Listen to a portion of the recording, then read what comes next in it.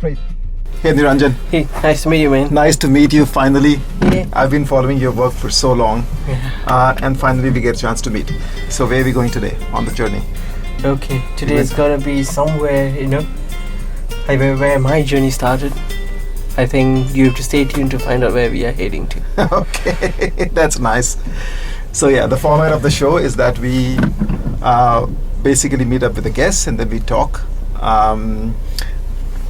This is English series. There's also one in Hindi that we call Safar, but this one is specifically in English and we call it Chasing the Storm.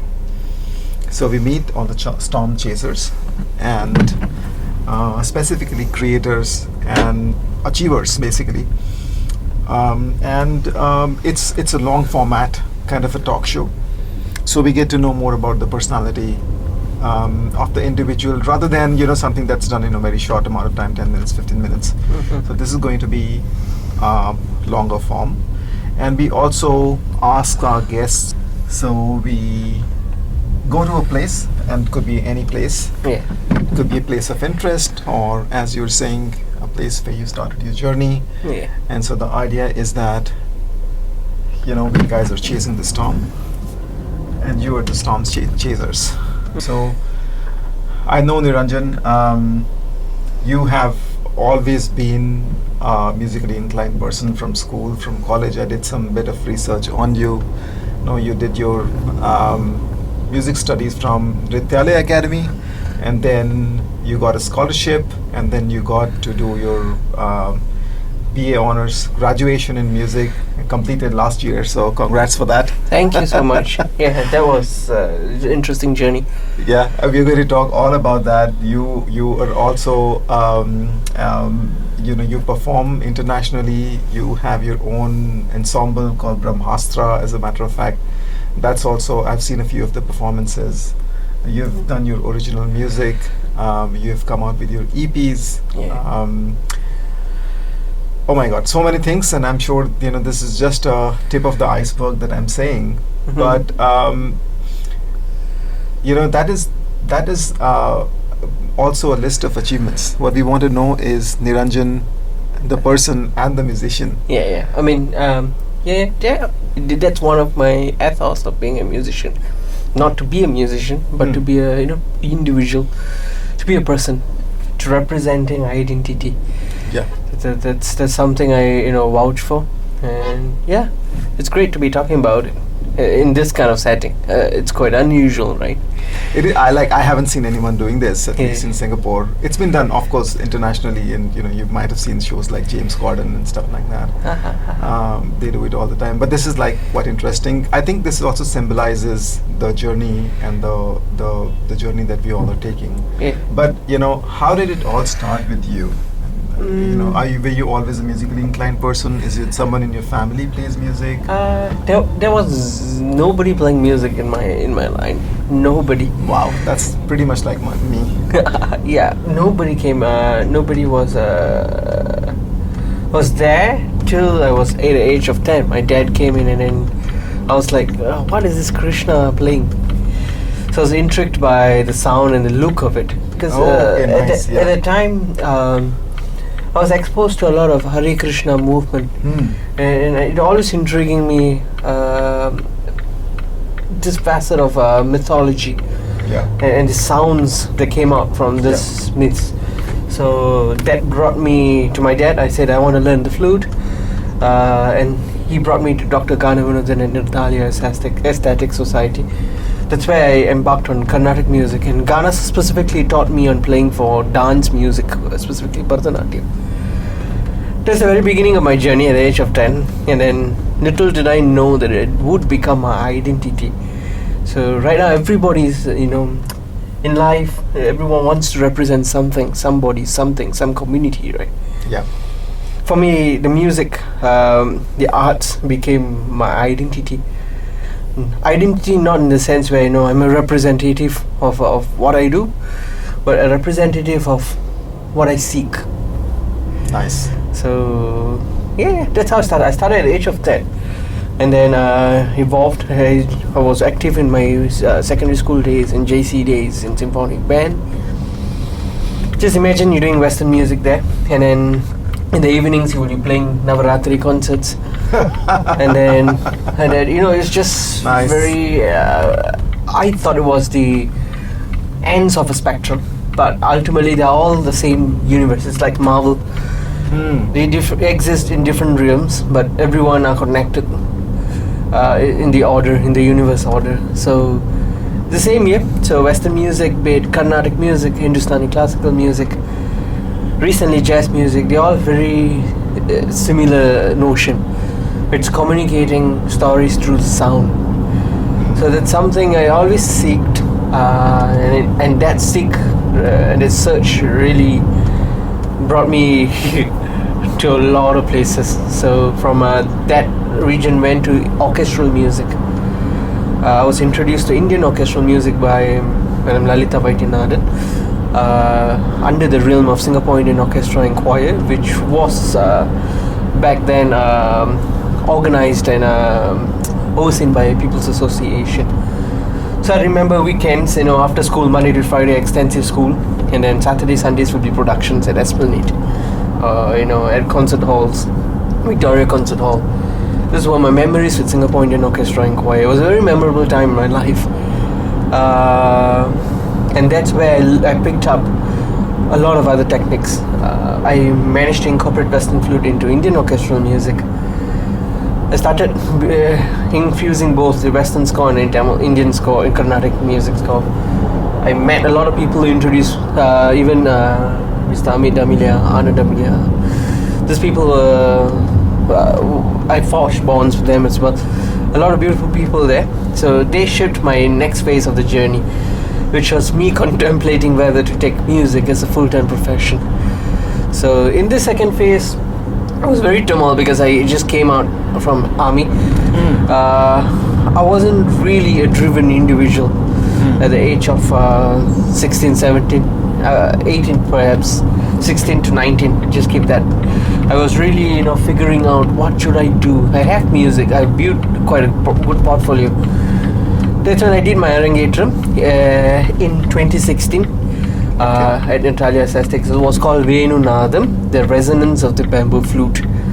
So that was the very first concert that I did under the banner of Natalia Sestak's, Dr. Ghana's mentorship, and that evolved into many huge things.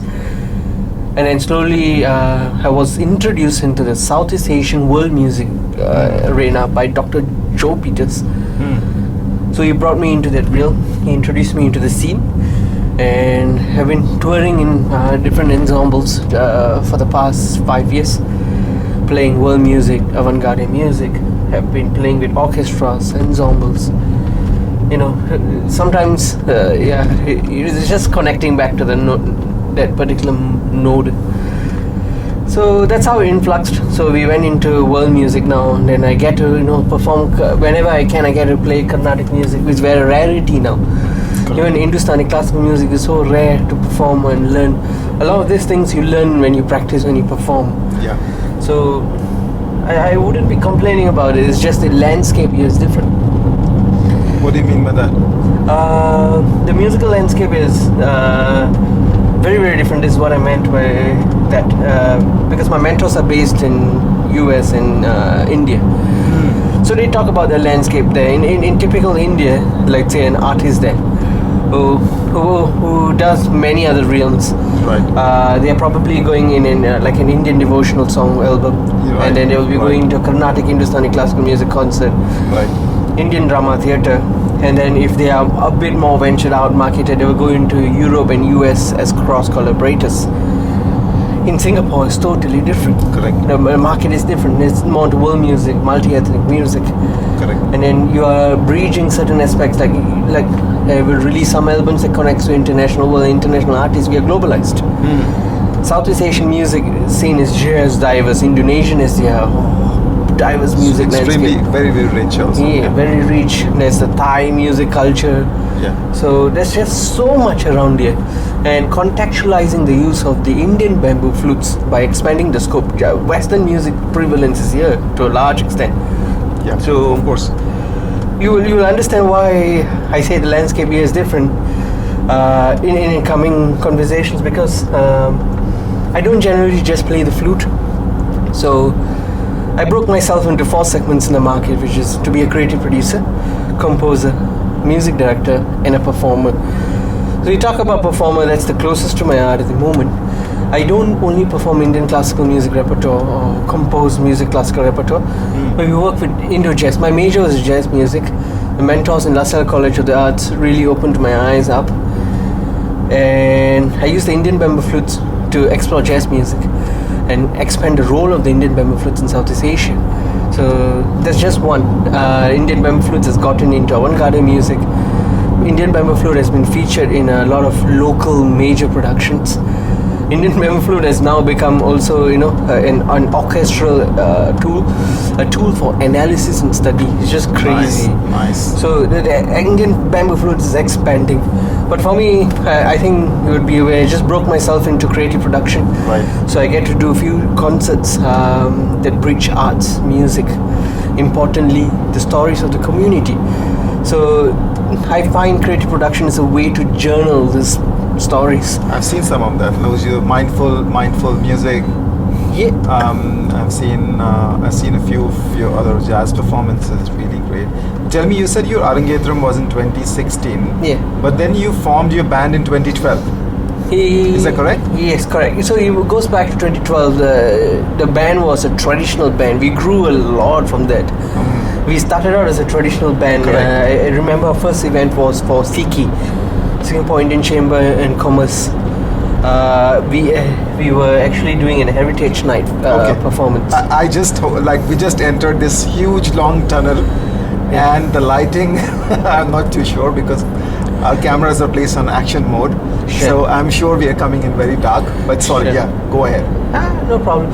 So it started out as a traditional performance, and then it evolved over the years as we got in more people. So more festivals, we performed with more collaborators. So we grew. Brahmastra is just one of 3 ensembles that. How we work is Brahmastra is a production house. We do audio, video, multimedia. We run 3 ensembles. We support ensembles. One of it is Brahmastra ensemble that we are referring to. Second, it's called the NP Collective, which explores Indo-jazz collaborations. Okay. The Vamshika Quintet, which was just launched on the 8th of January through the concert Venu Nadam, the story of its origin. That concert is the one that opened up a new ensemble called the Vamshika Quintet, bringing flute players together to perform, a very polyphony arrangement of Indian classical music. So these are the 3 ensembles. So NP Collective and Vamshika Quintet are relatively new. They've been around for 1 to 2 years, where Brahmastra has been around for long. Yeah. So right now we are happy to have done major productions, working with few collaborators from the government, private, corporate components. They are very important. So specifically, it will get boring if I'm going to name all the concert, but the experience is just beautiful, connecting on stage.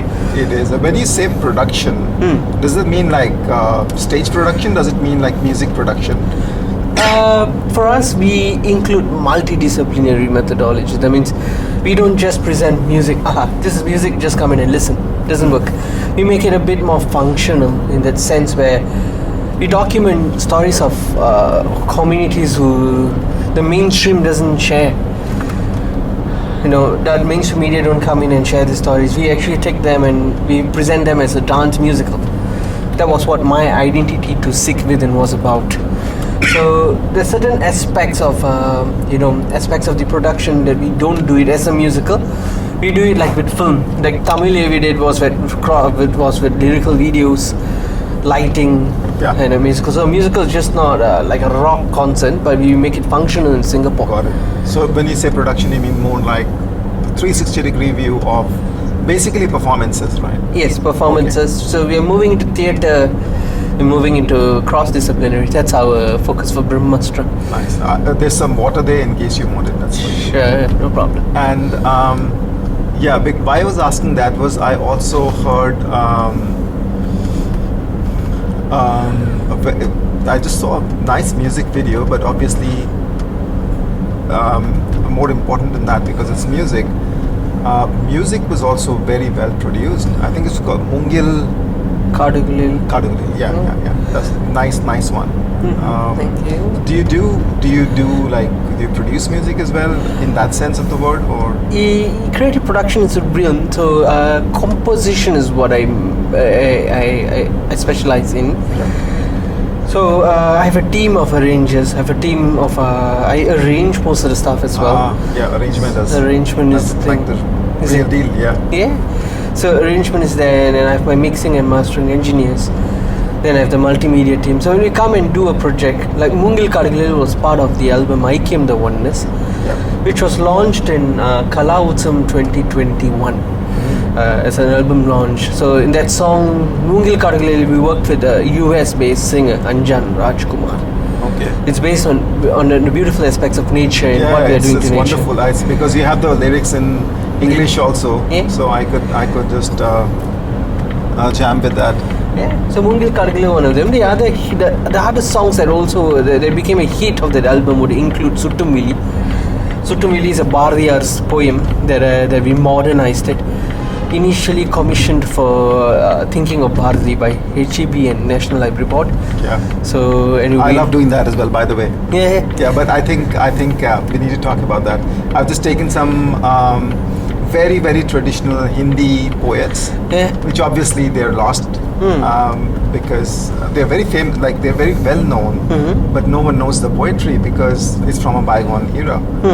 And I've kind of composed a few songs based on their poetry. But anyways, yeah, you were saying. That's interesting. I mean, that's one of our ethos as well. One of the realms that we want to explore: poetry, literature, and its involvement with music.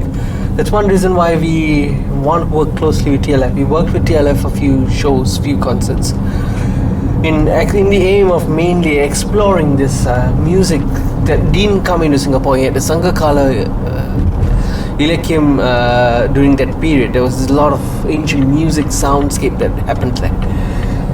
A.R. Rahman has brought certain aspects through his recent music scoring with Ponniyin Selvan. So those aspects hasn't crept into Singapore, and that's something we are exploring. The link between sound and poetry. It's a very fundamental thing. Link between sound and poetry. Yeah. Yeah. A lot of poetry is based on meter. So yes, exactly. If it's out of meter, because in Hindi poetry at least, there's this concept of matra. So it has to match. If it's not matching, then it doesn't sound right. Yeah, of course there's spoken word, but even spoken word, when it's spoken in a certain rhythm. Yeah. So it might not be rhyming, but there's a rhythmic structure to it. So yeah, totally. That's a very nice thought to explore musically. I think essentially that's one way of writing modern poem as well. Everything is the rhythm and meter. Somehow mine, I think, captures congruent patterns, and in that notion we did something interesting, like one of the songs, Thai Tamil. You know what's a chore or a TIE? So it's like a rhythmic pattern in classical music that either diminishes or extends, intensifies over time. So we used the pattern and we put it into the chorus section, and it was a bit very different from how typically. Do you have that released? Yeah, it's Thai Tamil as part of Tamilis. So we released 2 albums. The Mungil Kadugalil, the success songs for that song was Suttumvili and Ennailandin, and we worked with super singer like Anand Arindakshan. Okay. And we also worked with Ajisha Show, playback singer. Okay. And moving forward, we also had having moved forward rather, Tamil, right? We released it's our last hit song was Another Tamil. It's doing well now. I wouldn't say a hit song yet. It's doing well at 170,000 views now. We're driving it towards 1 million. It has been winning like few film festivals. Wouldn't say few, quite extensive. Wow. A lot of Indian film festivals. You got officially it's the finalist in the New York International Film Festival. The music, you mean? Yes, Another Tamil. He's also, if I'm not wrong, it's the quarterfinalist in Los Angeles Film Festival. So that's composed by you? Yeah, composed by me and featuring Hari Charan, playback singer. Hari Charan, yeah, of course. He's the Kollywood, right? Kollywood. So we have been doing really that's just music composing. So I used to do music direction, like for my ensembles, sometimes Vamshika Quintet, to get workflows right. To make, if a production is going, as much as the production things are going on, there's a lot more back-end work. Composing, getting the melody out, getting it arranged, getting into the MIDI, getting it into Logic, and then bouncing out the layers, getting the scores out for Western musician, and then some musicians can't read that score, you have to convert the scores for them. As that going out, yeah. I'm one of them. So no worries. So we embrace diversity. You need to necessarily be a reader. The Beatles didn't know how to read scores. Yeah, and I'm not an excellent score reader, but nevertheless functional. Yeah. So, but besides the point, I mean, music is regardless of people, we support them as much as we can in any score form, so you can perform their music skill effectively on stage. That's the music director's role. But that also brings me to another question, which is because your background is Indian classical, most of Indian music is not based on notation. It's based on word of mouth, right? Yeah, oral traditions. Yeah. So how did you come about, reading scores? Okay, so it started at symphonic band, Western classical music, and that's where the background started. And then it became more functional because the more I started integrating the bamboo flute into collaborations. In order for cross collaborations to be effective, we need scores. Not always, but when you're talking about orchestral music, or when you're talking about chamber music, talking about ensemble music, you need it. But if you're looking at improvised music like jazz, you need ears. So it's being and you are an arranger. I think to be an arranger, you need to know the scores. Yeah, you need to know more than scores. I think scores. Yes, more than the orchestration elements. I think it becomes easier if you have the scores. Yeah, and more of like the motion, the movement, the context of every sound. Yeah, arranger is for me it's difficult to be an arranger because you need to know the context of each of the sound. Correct. You need to know not to clutter the sounds. Correct. It's just crazy. Correct. Because I'm a musical person. A lot of time I get many ideas coming in, weaving in and out. So my arrangers or my consultants will come and tell me, I don't think this might be too overwhelming. This might be overkill. So it's a teamwork rather. So almost if I function as a creative producer, I have a team with me. Sometimes we run a team of 40, sometimes a team of 30, sometimes 50. It depends on the context. Okay, so I mean, moving. Yeah, sorry to interrupt. Were you saying something? Yeah, no worries. So different function, but the same ethos. Bringing arts, music closer to the community, and just not merely appreciating it, but understanding the functionality of arts and music in terms of sharing stories, common narratives, understanding the realm of sound. These are all my mission and motto. And of course, one last thing is to find identity through arts and music. It's a very important thing. Many people say there are two groups of people. Some who go against identity, saying that we don't need identity, it's being collective. Some will say identity. For me, for my personal life, I struggle with not knowing my identity, which led me to being depressed. You mean to say individual identity or musical identity? Individual identity. Musical identity. That's a very spiritual thing too. Yeah. Okay. It's an extension of music. Is just an extension of who you are first. So that's what many people used to. I didn't understand the depth of this until I'm still journeying through life. Then realized life is a bigger picture. Music is an extension. So music allowed me to discover who I am. It helped me discover that I can be passionate about something. It helped me discover that I have this connection with sound, and there's this love for sound, which has manifested in what I do. So every youth who can find their identity through what they love, right? They transcend all their insecurities. They transcend all their limitations, the boundaries or the limitations they have on themselves. These are things that I've understood the hard way though. So I discovered it later in life. This is something I share with the youth nowadays. Whenever when we teach, arts and music is just not merely about you performing instrument or just memorizing music and playing. It's finding who you are and giving an opportunity for the universe to show you that arts and music can save your life too. Wow, that's quite deep. Yeah. But you were always into flutes. Even like when you were starting off, you were always into flutes. You didn't think of doing more instruments or different instruments. Not really. I was always into the flute. Right now, Nice. I had to pick up, because of composing and arranging, I had to pick up keys. Yeah. I'm exploring keys. My vocals is there also. I have to sing for. So I see over time, it was just the flutes, and over time I realized the flute became an extension. It was the musicianship that mattered more. So Because I've heard, and my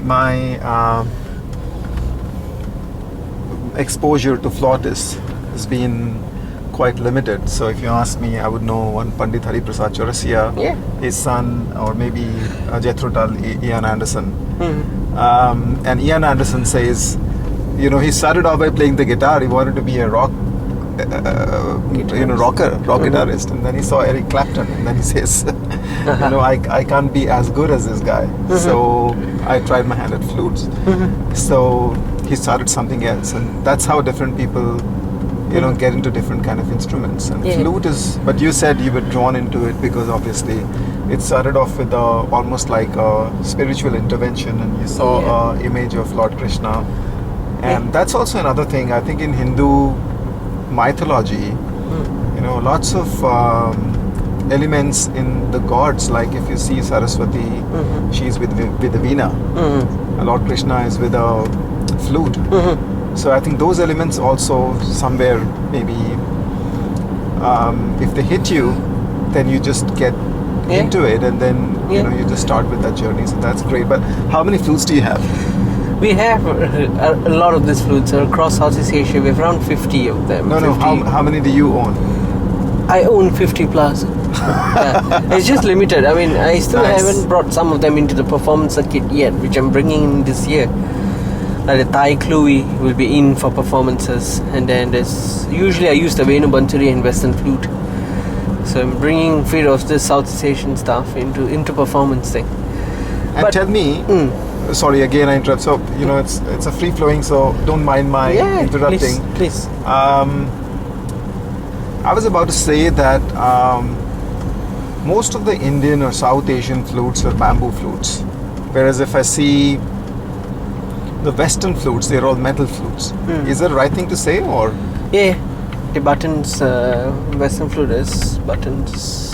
I think it's more buttons, and ours is more like hold based. Hold. Yeah. And I know that even from the Indian perspective, there's a difference in North Indian flutes versus the South Indian or the Carnatic flutes. Yeah. In terms of one has, I think about 6 holes, the other one has 8 holes, right? That's right. Okay, so that's interesting because my exposure is mostly through North Indian Basuri, which is the playing of Hari Prasad Chaurasia, and I love that.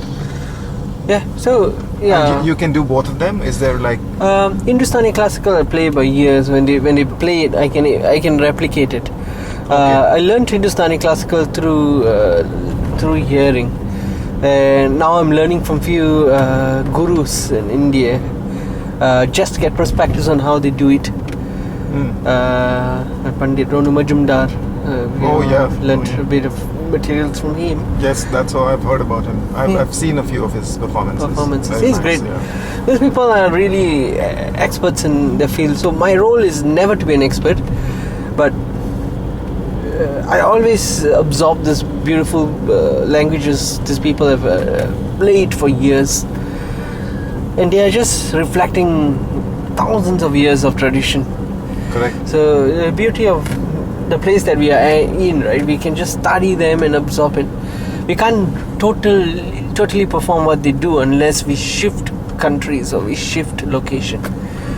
Being in Southeast Asia, the best that we can do is absorb these elements and include them into the performances we do cross-culturally on Carnatic or Hindustani realms.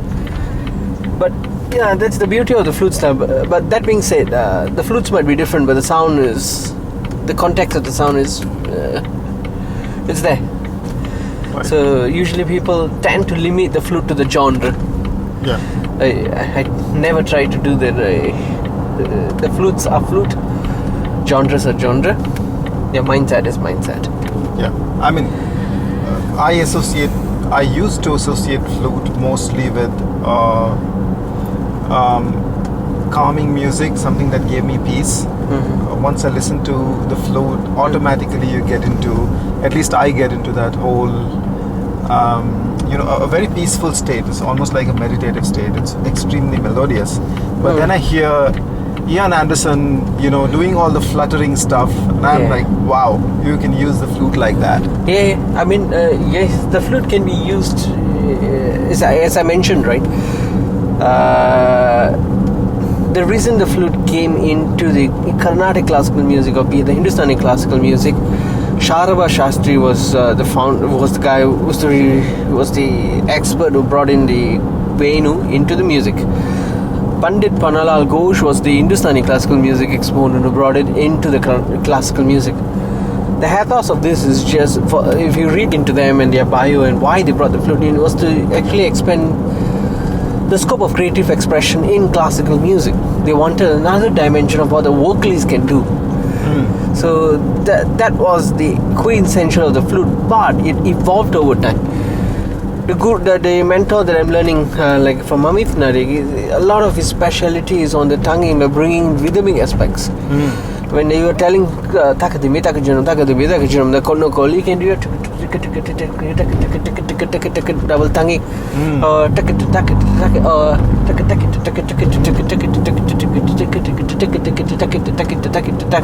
can do so many variations on the tonguing. And a lot of improvisation music you can do. You can do just that. So maybe later when we are jamming, I can show you some of these styles that we transcend. Oh yeah, that'll be so lovely. Yeah, that'll be so lovely. We'll bob across. We will just see across how tonguing works, how the articulation helps with phrasing, and the Indian bamboo flute is how it actually is a very good analytical tool to understand the motion of pitch. When the pitch moves, you are not even looking on the keys in the first place, so you don't depend on a visual cue. So you're already visualizing your fingers, right? Which will really help you with your pitch analysis and imagining and visualization. But tell me, a flute, like a single flute, basically spans across one scale, right? So you yes. probably have 12 different kind of flutes to cover the different scales. So it depends on the genre they were playing. So what I mean by that is, if you're looking at cine music, like Bollywood or Hollywood, they usually use either Hindustani fingering or they use a transpose fingering. So in that context, you just need one flute to play across keys, which is also exists in the Carnatic fraternity before. It also exists in jazz or Western classical music, the modulation. In jazz, it's even more crazy because it keeps modulating for certain chord progressions. Yeah, I was about to come to that. Because jazz just changed so many keys. It's not just the relative minor or whatever that you can play on the same scale. Yeah. But, they'll just move different keys. Yeah. To do that on a piano or even a guitar or that kind of an instrument, you could do that because obviously it spans a lot. But how do you do that on a flute? Or can you? It can be done. I'm in the midst of exploration, but what mentors have been saying is that all the modulation of a sound, of a melody that connects the entire progression. They call it the sound of the chord progression. So we understand what notes, where it hits. But instead of saying, okay, there's a 2 5 1 2 5, you can put a flat 6. Da 1. When you know where to hit what note when you're playing on a Western flute, if you are doing in a C scale, D minor, G7, C major. But then in G7 you can have the flat 6, which in relation to the tonic C. So flat 6 will be an A flat, so which is the flat. Oh, nice! 9. Oh my God! So I'll demonstrate what I'm saying because sometimes words can't explain music. Nice. No.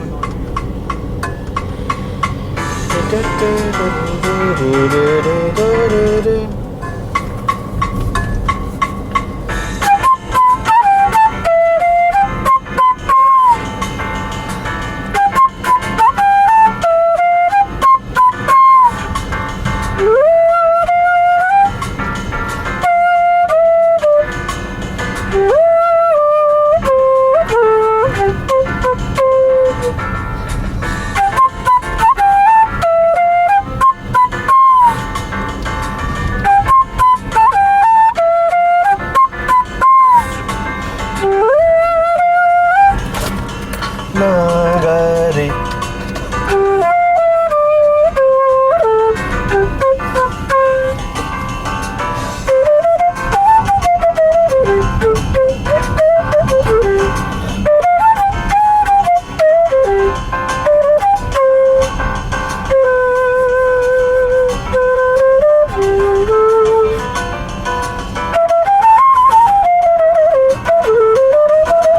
Beautiful.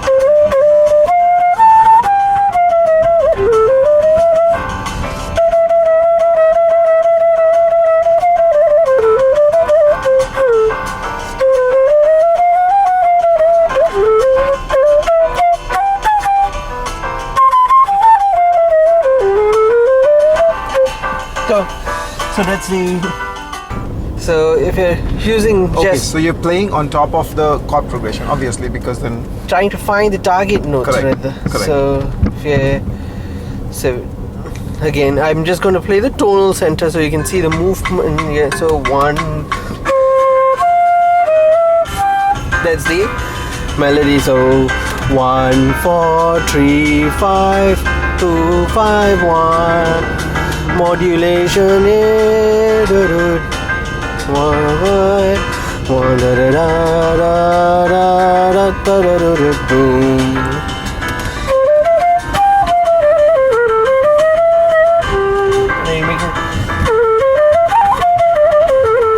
This is Carnatic.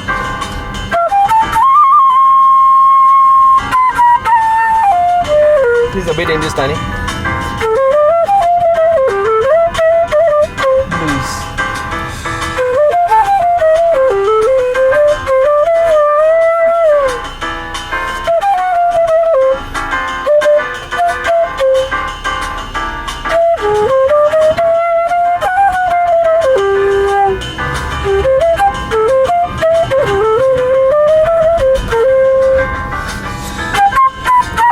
Is back to melody. This is a famous tune by Sonny Rollins. yeah, Sonny Rollins. quite is a familiar, great- quite familiar, but beautiful. Yeah, that is just one except bringing different genres, but understanding that like listening out to the chords, improvising.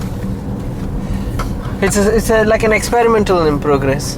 Also, I also heard you speaking about melody versus harmony on a flute, Yeah. and it's a melodic instrument. How do you play harmony? Because harmony needs Many more notes. than one notes. So that's why we do spelling harmony. Sa ga pa ni re ma da sa da ma re ga pa ni re ni pa ga ma da sa ga sa da ma ga so do sa di re pa sa ga pa pa pa ni re ma re ni pa da sa ga pa ga so do ni re ma da ma re ni sa ga pa ni major 7. So it can be spelled out. What I mean by spelling out again, I'd rather play it than explain. So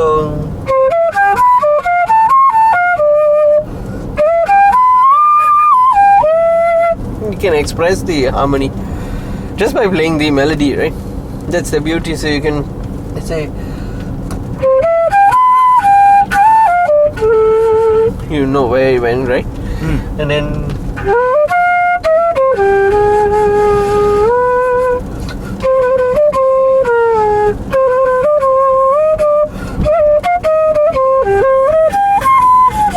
minor.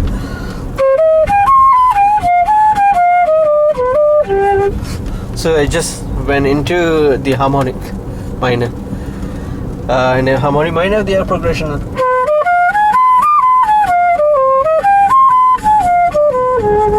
You can hear. Nice. So, harmonic minor is your favorite key, is it? I've heard a few of others where you're playing harmonic minor. Yeah. I did one on harmonic minor. It was called Moon Odyssey. Moon Odyssey. And this was around the time when the space, people were sending rockets, and the Chandrayaan was going to the moon. So I composed one, mostly like an EDM, but I just took G harmonic minor and I played on that. But yeah, that's an interesting sound because usually people use the melodic minor. So once you start using harmonic, it suddenly changes. People are not expecting that to happen, especially from the Indian context, I guess. Yeah, Kirani. Yeah.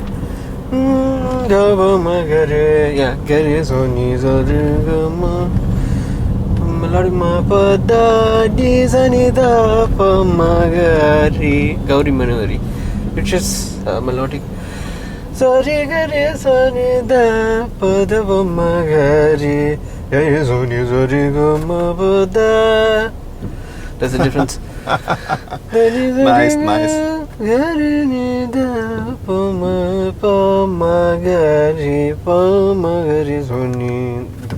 Yeah, it's a beautiful raga. And so, who were your kind of ideals? Because you said you got interested into Western as well, and then obviously you have this huge repertoire.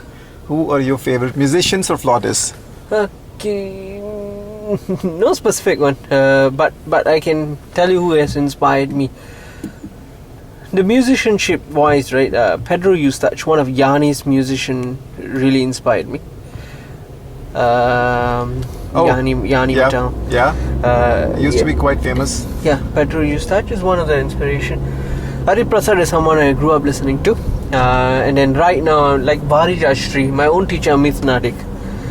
Varijashri is from BC Manjunath, that Bangalore musicians, crazy musicians. Their musicianship has inspired me. If you're talking about like Indo jazz, it's also Varijashri. They just do so much more artists like Deepak Ram and stuff. I learned from him for a while now. He does his magic on Indo jazz as well.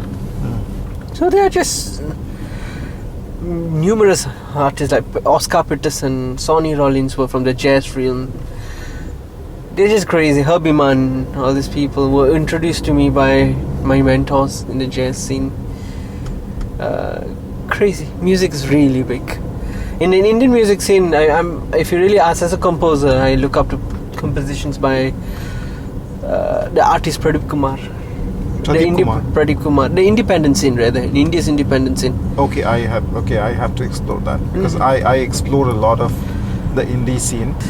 For me, there is Shaul Roldan are all the propagators of the. If you ask me of the independent scene, Shaul Roldan, Pradeep Kumar, even Santosh Narayan.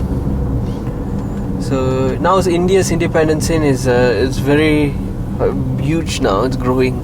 But tell me, commercially, is it viable to pursue music as a career? And you're a full-time,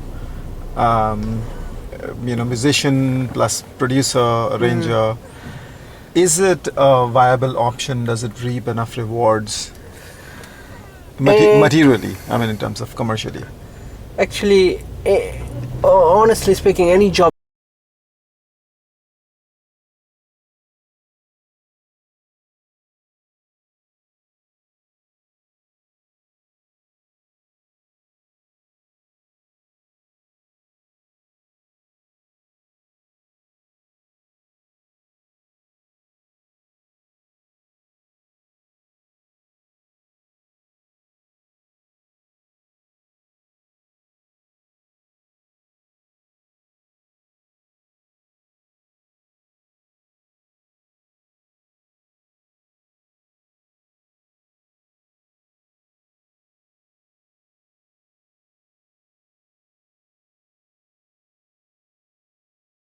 Yeah, I mean, for the team, as a team, we did it. Yeah, of course. We were talking about viability. Yeah, Correct? it's balancing music, arts with business. So it's diversifying your. That's why if you realize that I broke myself into few roles, it's a lot of upgrading, a lot of learning on the job. In Singapore, it's pretty difficult. But with your mission and vision, you can do it. If you're really dedicated and you really want to do this, go ahead, listen to your heart. So you're saying it's not really like don't go in it for the money. Yeah, money will come in as you learn it. Okay. As you learn, like in any other job, you have to learn the craft as you go in. A lot of things that you learn in the music and arts field, it's on the job. No teachers will come and tell you, oh, if you go into this gig, you will experience this. If you go into that landscape, you will experience this. No way. Because it's a very unique experience. How you handle musicians, how you respond, how you craft your musicianship is different from what gurus will tell you.